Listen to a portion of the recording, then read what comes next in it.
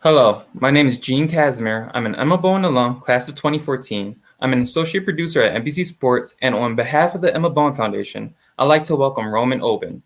Roman is a former NFL player, a Super Bowl champion, and he currently serves as the NFL's Vice President of Football Development, where he drives the league's youth football strategy and develops new platforms to encourage participation in tackle and flag football. He has also helped reshape the way the collegiate student athlete is educated on NFL preparedness both on and off the field.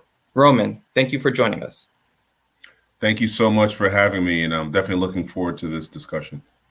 Awesome. So before we get into your careers with the NFL, I'd love to get into how you developed into the person you are today. Could you discuss your background and your upbringing? Yeah, sure.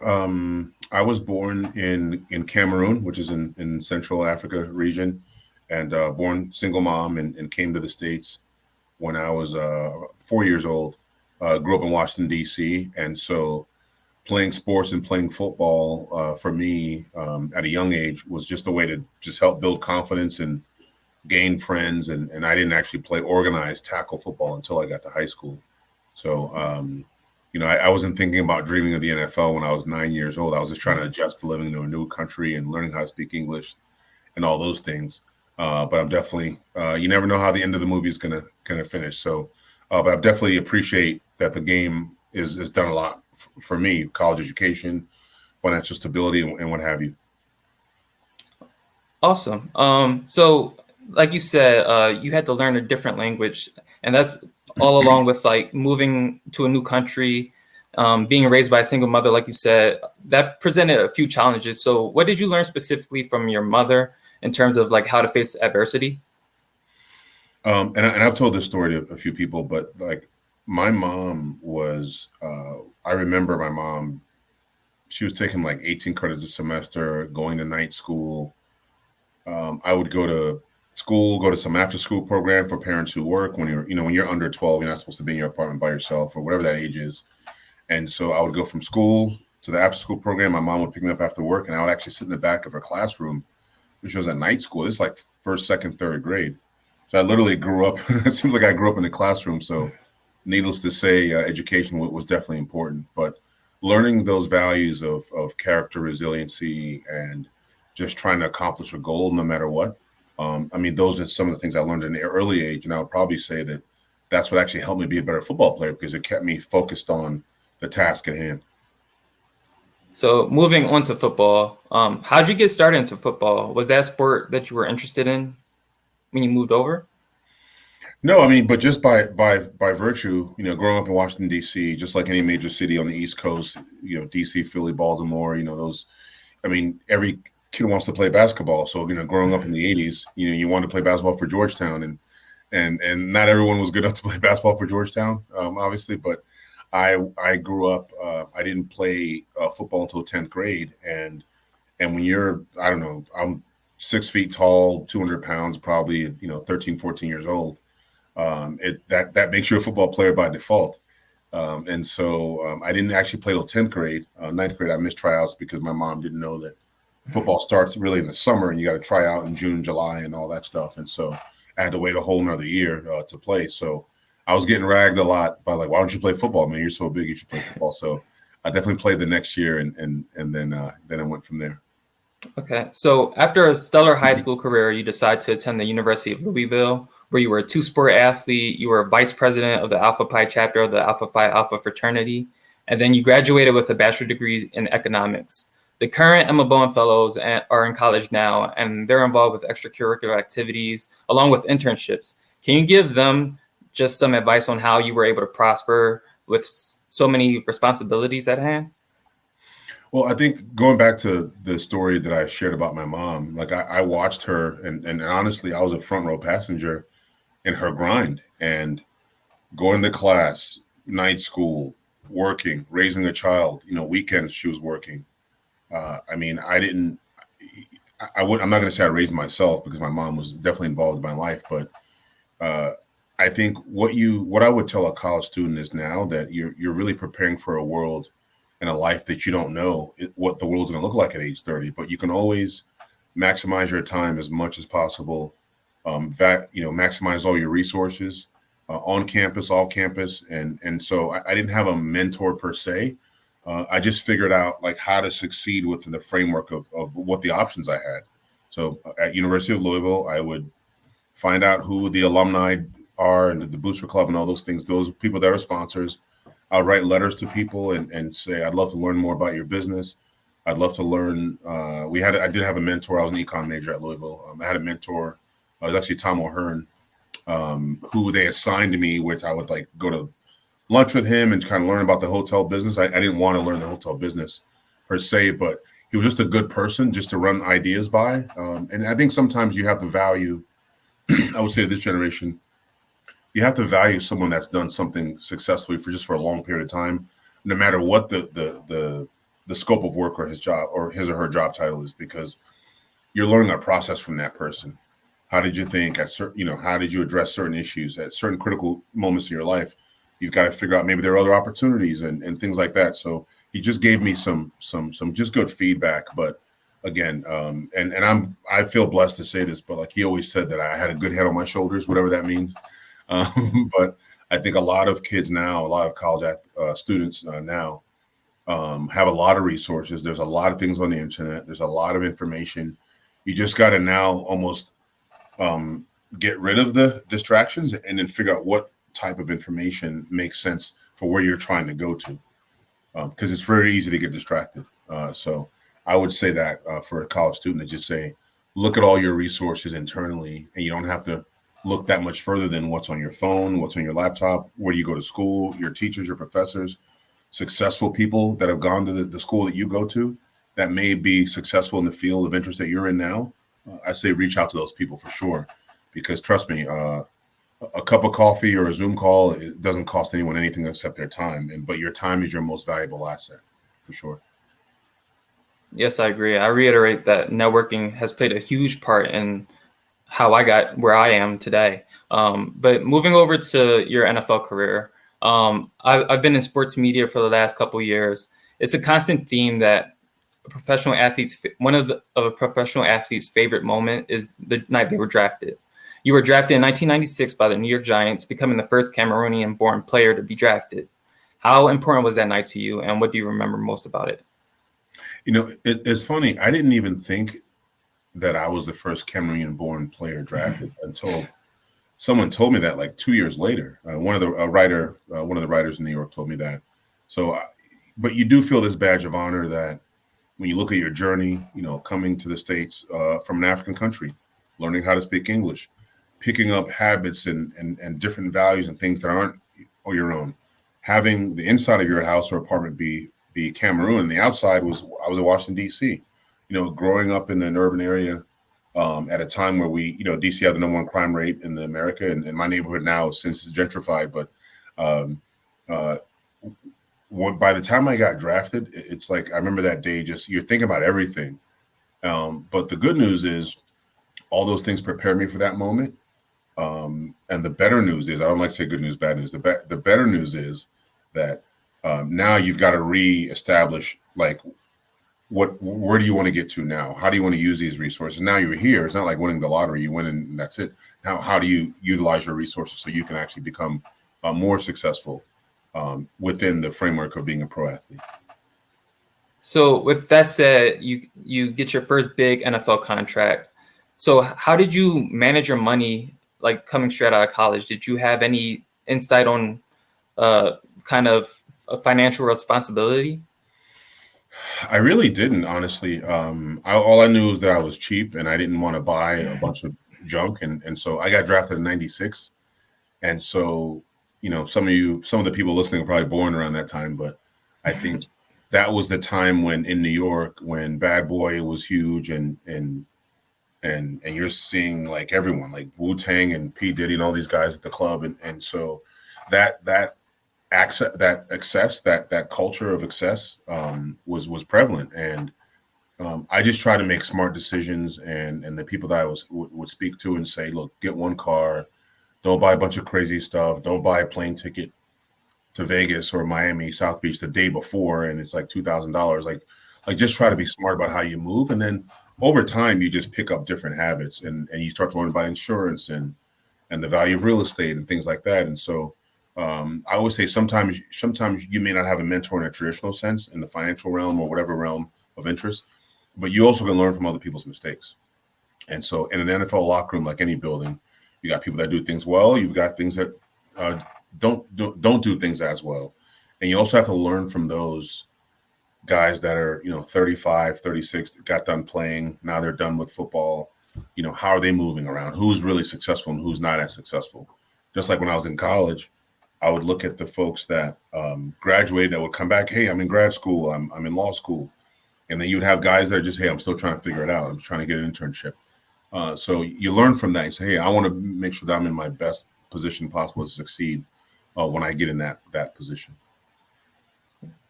So in your NFL career, you spend your first 6 years with the Giants and Browns, and then you land in Tampa Bay for the 2002 season with the Buccaneers, where the Buccaneers won their first Super Bowl in franchise history.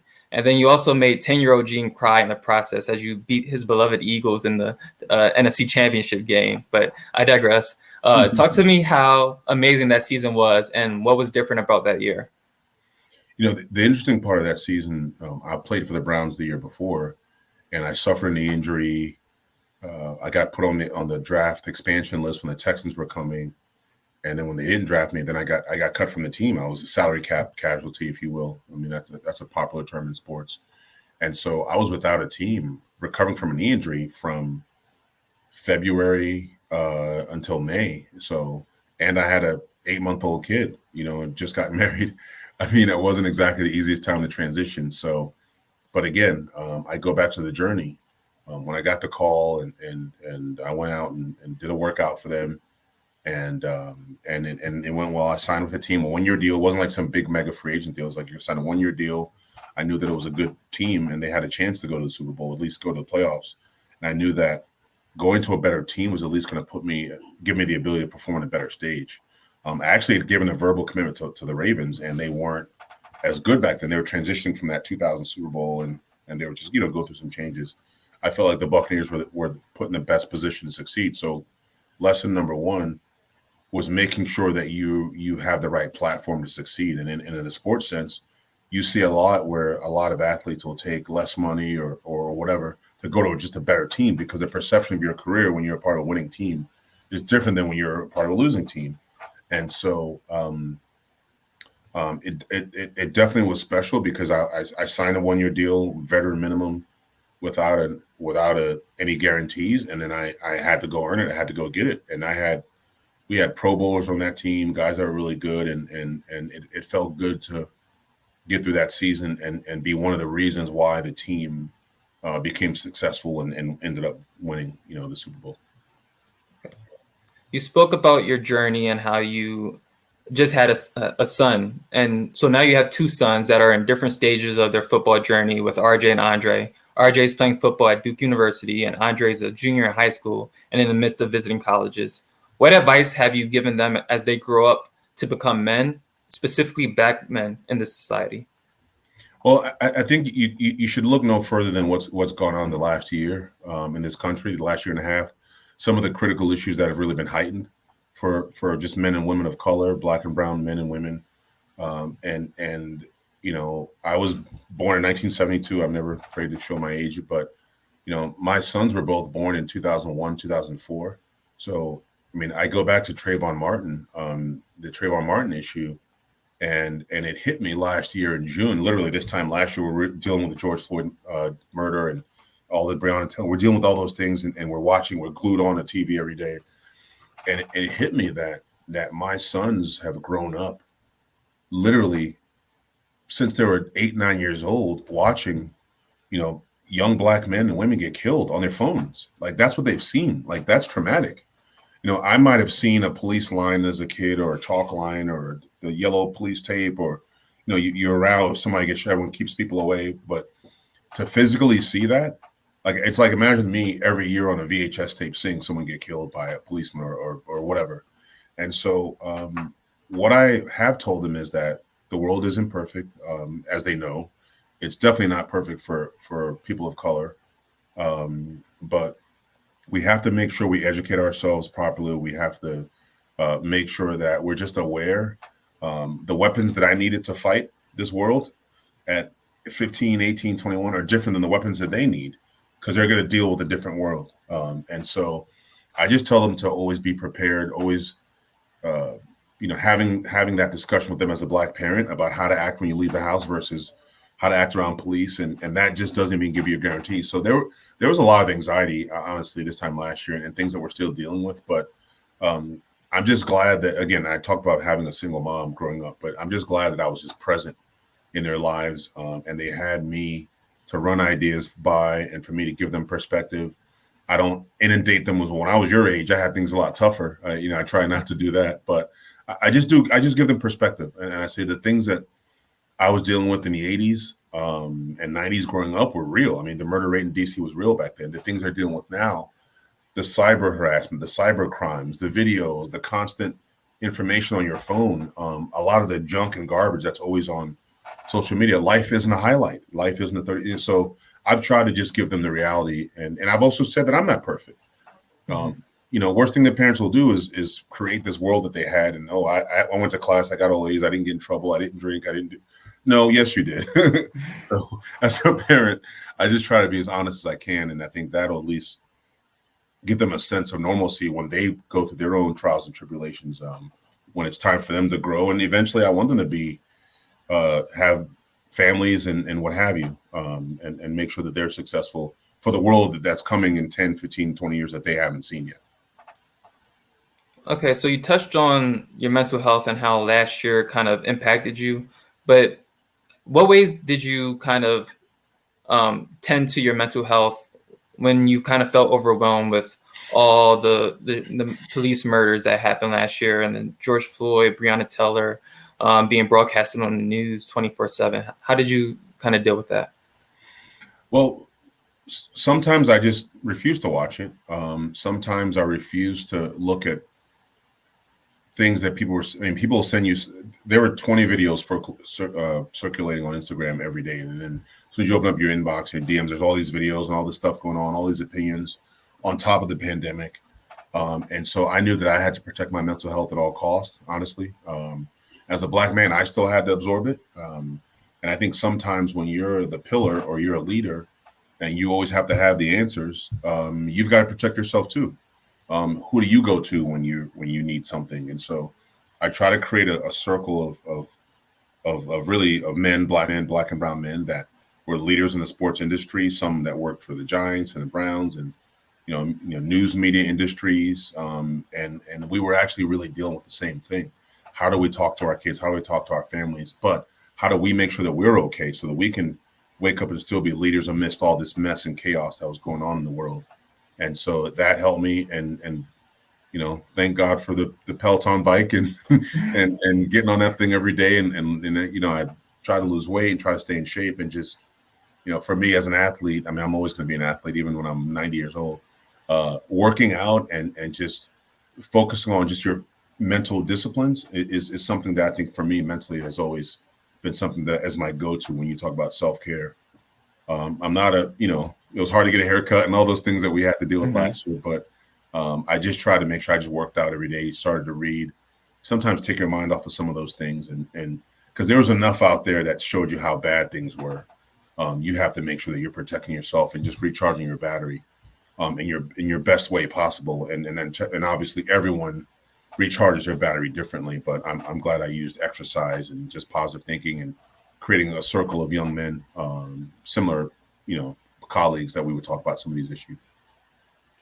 Yeah, I'm right there with you. Having a circle, I had roommates when I was living in Harlem to kind of bounce ideas off of and talk things through. But also, I ran nonstop for July to October, and that helped me so much. But in your role in the NFL, were you able to offer any influence or guidance on how the NFL as a company could go about helping commit to fighting these racial injustices? Yeah, we actually have a good organization. Well, they're called affinity groups. A lot of corporations have affinity groups. So there's a pride group for the LGBTQ community. There's there's an Asian group. So there's a BEN group. It's called BEN, Black Engagement Network. Mm-hmm. And so we had a series of calls weekly. I mean, one call must have been like 5 hours, literally. Um, and so, good thing the Zoom didn't cut off. But we had a call and we would just talk about these things, and then you had leaders of those, groups, and you were able to gather information, get a pulse of where everybody was going. A lot of people just needed to vent and listen and talk about how they were being affected. Having a grandparent live with you and having the pandemic going on. I mean, people were losing. Me, my wife, and I, we lost 3, 4 people in our family in the same week, like family, friends, literally, like in the same week. It was like first week of April. So, uh, not being able to go to a funeral. I mean, there was a lot of things going on, but from an NFL standpoint and what we did, I think we did a good job at least gathering feedback from all the Black and Brown employees and saying this is what's important to us, and this is where the company needs to show that they care about us at this critical time. And it's not just about money and getting through a virtual draft and what media deals we can sign at the end of the pandemic. It was about making sure that you care about the people that are really doing the work. And I think we all know that there's discrepancies in salaries from across not in the NFL, but just across the board from women, every women of color, men at similar roles. So we just it was a good time to just vent and talk about all the things that. And I'm also a manager and leader in my department, so I have to deal with my stuff in my department as well. Who's there many African Americans in our group. So, but I think we became better because of it, and I think we got smarter because the saying, if you know better, you do better. And I'm glad that there were opportunities for people who were just willing to listen and listen to and just gather feedback. So that was very important. It was very critical. So, staying on your role in the NFL, could you just kind of talk through what you do as vice president of football development? Yeah. So my role as VP of football development is I'm responsible for helping lead the NFL strategy on how we drive messaging, how we grow and drive participation and tackle, flag, our international growth at the younger ages. And at the high school, college ages, it's about athlete messaging. When you talk about how do we best put the student athlete in the best position to succeed, whether or not he goes to the NFL, messaging for that. How do we engage our football partners? So I'm the liaison for USA Football, Pop Warner, AFCA, a lot of our football partner organizations, and including some of the corporate partners like our NFL Flag Partnership, Subway. I mean, some of those things that we've collectively done together, and I lead some of those efforts. And it's a lot of people that work on it. So we have our events: Pro Bowl, Super Bowl, Combine, Draft, Hall of Fame. So there's always a presence of football development presence at every stage. So it's definitely a lot. No day is the same. We really serve our 32 clubs and 32 teams, and the league office is housed here in New York and Manhattan. And I think it's good work. It's important work. It's critical work, but it's also sports. It's not, we're not. I always say the joke: we're not mixing chemicals in this building. If something goes wrong, we'll blow up. It's like it's fun to be involved in a profession where things that happen in your job become national press releases, become national statements, and some of that media attention that the NFL gets. I think is great to be a part of that because the sports business is always changing and is always evolving. So I'm glad that I at least have some sort of a role in the direction of the future growth of the game in our building. Okay. You touched on this a bit in your previous answer, but in your role, you have to make sure that the youth are safe on the field. But I'm interested to know how you are combating some of the risks that certain kids may face off the field, whether it be like systemic oppression, crime, drugs, etc. Yeah. Well, I think there's a department, and I deal with the football development part of it, but there's a department that deals with the social justice. And I think that starts with supporting the players, so in the player efforts, the team efforts. You may be a player from Jackson, Mississippi, and you went to Auburn, but then you played for the Giants in New York. So there's a community that you play in, there's a community that you grew up in back home, and then there's a community that you went to college in, for example. And all those communities share in your success. So, and also some of the issues in Harlem and Jackson, Mississippi, they're really the same. So one thing I really appreciate to see this young generation of NFL players is just the player advocacy, and players supporting player causes, things that are important to them. It could be social justice issues, crime, discrepancy, and police relations, all those things. And it could also be educational concerns like STEM, Mm-hmm. making sure Black and brown, men and women of color are getting STEM education, are being prepared for the world that's heavily technology based. And so those are the things that we and I see a lot more of that. So, for example, if there's a football camp in Harlem, it may not just be a football camp. There's a character talk at the end. There's talk about, what do you want to be when you grow up? It's just using football and using that as a vehicle to really to teach a bigger message about the real world and about what the world looks like in the future. And then obviously, you, as everyone knows, you're definitely younger and more impressionable at those ages, where you're soaking up a lot of information. And I think we have a moral responsibility to make sure that we give people good information and they walk away feeling like the NFL or our players, our teams are doing something good for the community. So I know you have things to do today, but to end, what advice do you have for young men of color that are watching this? I would say for young men of color, I would say that I mentioned this a little bit earlier, that the world's going to look different in 10 years. I would say get a mentor.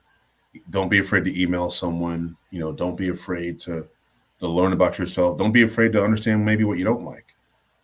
Life won't be a cookie cutter, graduate, internship, job, go coordinator, manager, director, VP. I mean, that's not always the way it works for everyone. You may want to start your own company, production company. I know this is heavily on media from this audience.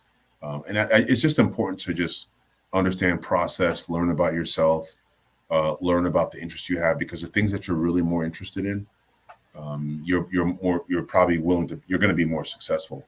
And I think at some point in your life, yes, you will have to carry your neighborhood on your back and where you grew up, but eventually, you're going to have to make sure that the things that you want to do, you're really driven intrinsically from within, and not about what your parents wanted you to do or things like that. And trust me being an African-born kid, it's like you're not a doctor or engineer that you're like a failure. And then so I ended up being in sports and sports entertainment. But it was good that my mom supported like what I wanted to do with my life, with my career. And I would say with men of color, we need role models. We need to see each other. We need to see that path, if you will. There's value in being a 30-year-old reaching out to an 18-year-old and saying, this is what life has looked like for me the last 10 years. This is what some advice that I can give you as you go on that path. And I'll obviously always make myself available for this platform if anyone needs to get in touch with me. Okay, I'll speak on behalf of the Emma Bowen Foundation when saying thank you for your time and lending us your advice. We wish you the best of luck in all your future endeavors. Thank you, Roman.